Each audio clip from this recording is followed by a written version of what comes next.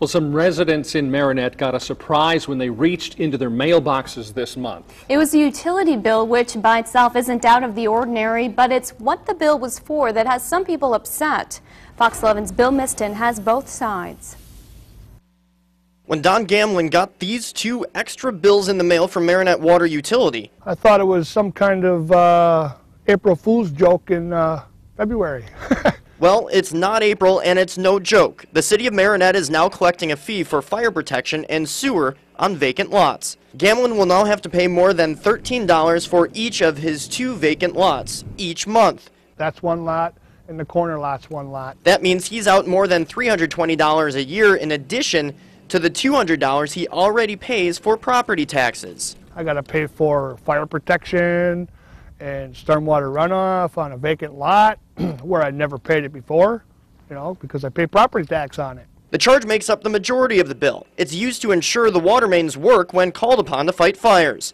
The charge is determined by the Public Service Commission of Wisconsin. Before 2004, the fire protection charge was paid fully through property taxes. But starting in 2004, the city paid half of that charge through property taxes, and the other half was billed to customers.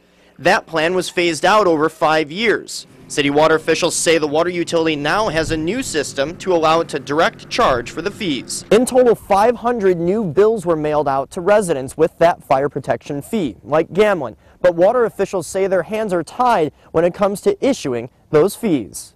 Our goal was not so much this vacant property, these vacant lots.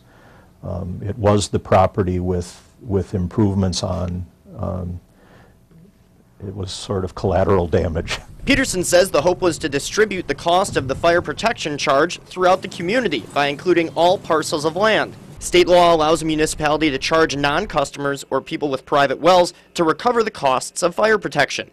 PSC says if that happens, all pieces of land, including undeveloped land, must be charged to avoid discrimination. The costs are allocated out accordingly to the extra capacity necessary to provide fire protection service in the community, and those charges that would be applied are then divided among all the customers in that community. It's something that we don't like to see ourselves. You know, we don't have a lot of choice. In the case of the public fire protection, it was transferred over to us, and we are required to collect the amount. According to documents from the Public Service Commission, the amount Marinette needs to generate each year is more than $740,000, an increase of more than $181,000 since the last rate case. You know, the fire protection is a community service, and everybody has to pitch in. Gamlin says he understands the purpose of the charge, but says there should be other options.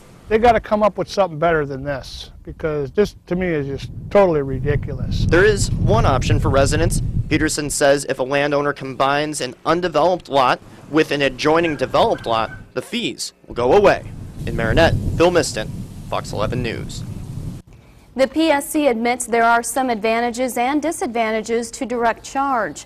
A benefit, organizations with a tax-exempt status contribute to the costs. One downside, water bills do increase.